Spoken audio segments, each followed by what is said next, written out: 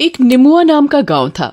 उस गांव में जो सरपंच था किशन लाल, उस सरपंच की एक बेटी थी रानी। रानी की माँ का निधन कई साल पहले ही हो गया था। कभी भी उसे माँ की कमी महसूस नहीं होने दी। पिताजी, क्या मैं अपनी सहेली से मिलने जा सकती हूँ? हाँ हाँ, क्यों नहीं, जाओ।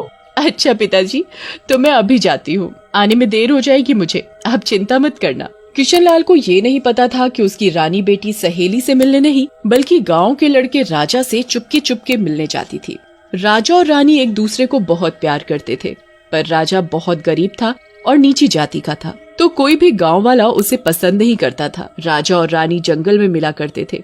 रानी, तुम मुझसे रोज रोज मिलने मत आया करो, कहीं किसी ने देख लिया तो कोई मुसीबत ना खड़ी हो जाए। राजा, कैसी बात कर रहे हो तुम? मैं तुम्हें देखे बिना एक दिन भी नहीं रह सकती। रानी, तुम सही बोल रही हो, मैं भी तुम्हें देखे बिना एक भी दिन नहीं रह सकता। राजा और रानी नदी के पास बने एक पेड़ के नीचे बैठकर प्यार भरी बातें कर रहे थे। तभी रानी की नजर ऊपर पेड़ पर जाती है। उस पेड़ पर एक भूत सो रहा था। राजा, लगता है ऊपर पेड़ पर कोई है, शायद भूत है। रानी, ऊपर पेड़ पर कोई नहीं है, तुम्हारा बस वहम है। नहीं राजा, सच में ये मेरा कोई वहम नहीं है। रानी, अब काफी देर हो गई है तुम्हें, हमें अब घर चलना चाहिए। कल फिर हम यहीं इसी जगह मिलेंगे। राजा बात को टाल देता है और दोनों अपने अपने घर चले जाते हैं। पर रानी के दिमाग में अभी भी यही घूम रहा था कि उसका कोई वहम नहीं था, सच में भूत था पेड़ पर। तभी किशन लाल वहाँ आ जाता है। रानी को परेशान देखकर उससे पूछता है, क्या हुआ रानी, इतनी परेशान क्यों दिख रही हो? वो पिताजी, जंगल में मैंने भूत को देखा। मैंने तुम्हें कितनी बार मना किया कि उस आवारा राजा से मत मिल, फिर भी तू उससे चुपके जंगल में मिलने जाती है। पिताजी, मैं उससे बहुत प्यार करती हूँ और वो भी मुझसे उतना ही प्यार करता है। चुप कर लड़की, नाक कटाएगी क्या मेरी? इस गांव में मेरी कितनी इज्जत है, तुझे पता नहीं है क्या? रानी पर उसके पिताजी की डांट का कोई असर नहीं होता। वो रोज की तरह फिर से राजा से मिलने वहीं जाती है। दोनों पेड़ के नीचे बैठकर बातें कर रहे होते हैं। पेड़ पर बैठा भूत उन दोनों की बातें सुन रहा होता है। रानी, आज मैं तुम्हारे साथ ज्यादा वक्त नहीं बिता पाऊंगा, मुझे कुछ जरूरी काम है, मुझे अभी जाना है। ठीक है, तुम जाओ, मैं बाद में आती हूँ।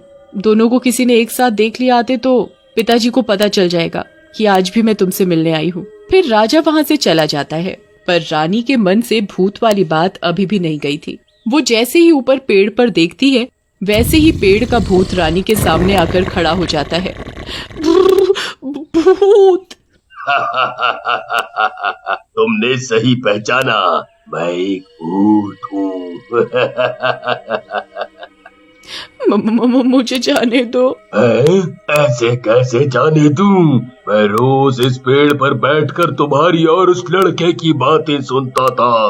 तुम बहुत सुंदर हो, मैं तुमसे शादी करूंगा। तुम एक भूत हो, मैं तुमसे शादी कैसे कर सकती हूँ?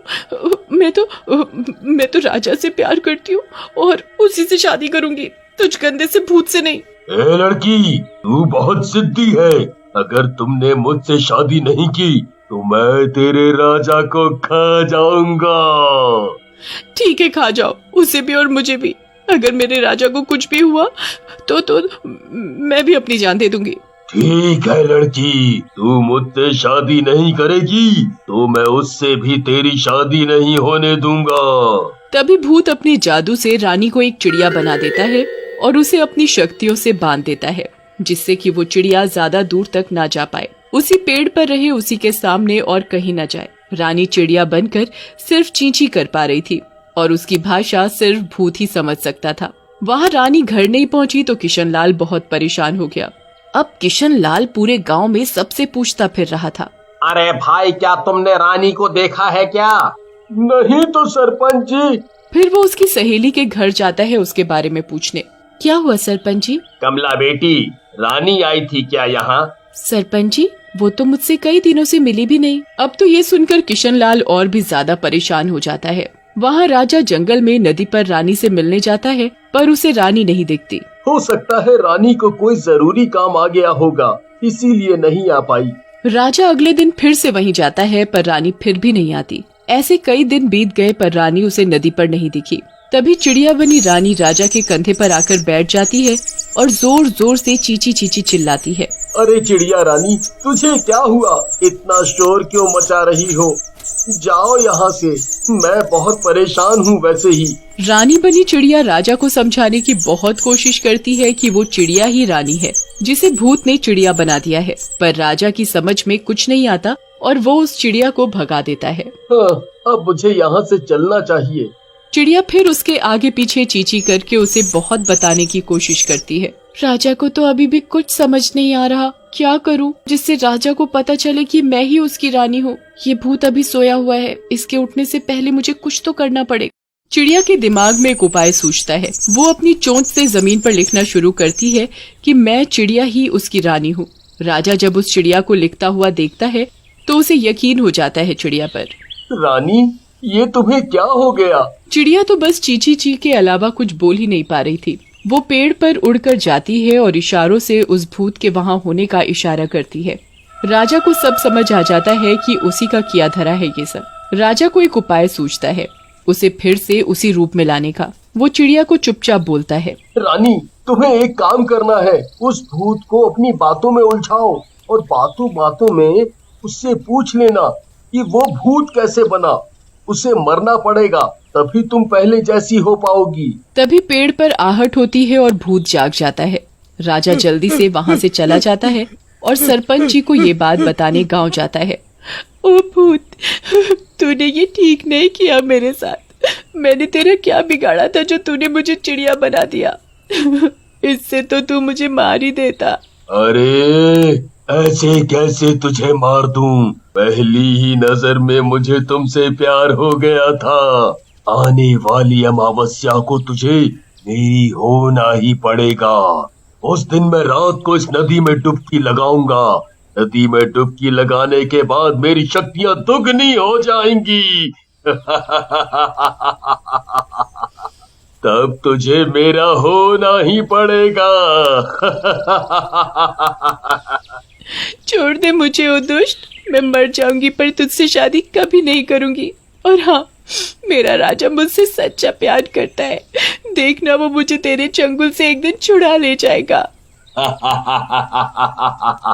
तू शायद ये भूल गई कि मैं एक भूत हूँ और वो एक साधारण सा मानव है। अरे हाँ, ये तो मैं भूल गई थी। अच्छा ठीक है, मैं तुम्हारी हर बात मानूंगी, पर मेरी भी एक शर्त है। बोलो जल्दी, मुझे तुम्हारी हर शर्त मंजूर है। पहले तो तुम मुझे बोलने वाली चिड़िया बना दो और इस पेड़ से आजाद कर दो ताकि मैं थोड़ा दूर तक उड़ सकूं। चींची चींची करके मेरा गला दुख गया है और इस पेड़ पर बैठे बैठे मेरे पंख अकड़ गए हैं। वहाँ पूरे गांव में ये बात फैल गई कि रानी गायब है। सभी लोग बस रानी की ही चर्चा करते रहते। अरे भाई, जब से रानी गायब हुई है तब से सरपंच जी की क्या हालत हो गई है। हाँ भाई, एक बेटी ही थी उनका सहारा, वो भी कहाँ गई किसी को कुछ नहीं पता। मुझे तो लगता है कहीं कोई जंगली जानवर ना खा गया हो उसे। हम सबको सरपंच जी के घर चलना चाहिए। हम लोग ऐसे ही हाथ पे हाथ रख कर नहीं बैठ सकते। आखिर रानी इस पूरे गांव की बेटी थी। सभी गांव वाले सरपंच जी के घर जाते हैं। प्रणाम सरपंच जी, तुम सब इतनी भीड़ लगा कर क्यों आए हो? सरपंच जी, रानी आपकी ही नहीं पूरे गांव की भी बेटी है। इतनी बड़ी बात हो गई और आपने हमें बताया भी नहीं।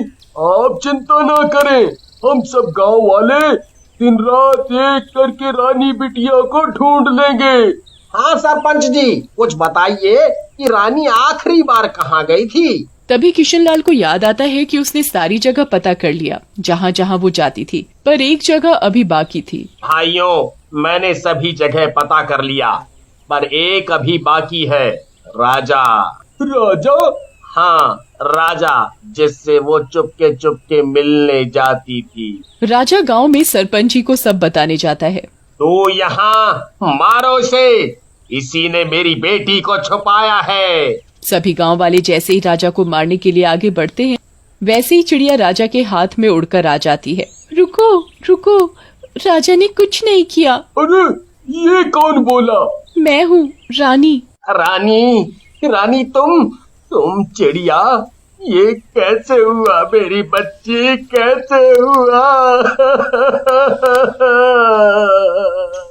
चिड़िया किशनलाल के हाथों पर आ जाती है और सारी बात सभी को बताती है कि उस भूत ने उसे चिड़िया बनाया। मैंने सब पता कर लिया उस भूत के बारे में। उस नदी में कुछ ऐसा है जिसमें उसकी सारी शक्ति है, बस हमें उसे नष्ट करना है। ये काम मैं करूँगा। इसमें बहुत खतरा है और अमावस्या तो आज है। ये काम हमें रात होने से पहले करना पड़ेगा। सभी गांव वाले उस जंगल में जाते हैं चुपके से और सभी वहां छुप जाते हैं। राजा नदी में कूदता है। उसे बहुत ढूंढने पर एक बंद कलश मिलता है जिसके मुंह पर लाल कपड़ा बंधा था। राजा उसे लेकर नदी से बाहर आ जाता है। भूत उस कलश को देखकर बहुत गुस्सा होता है। ए लड़के, ये कलश मुझे दे दे, ये कलश मुझे दे दे। ये कलश तुझे देने से पहले मैं उसे खोलकर नदी में बहा देता हूँ। कलश खुलते ही भूत गायब हो जाता है। रानी फिर से पहले की तरह अपने रूप में वापस आ जाती है। सरपंच राजा से बहुत खुश होता है और रानी की शादी राजा से कर देता है।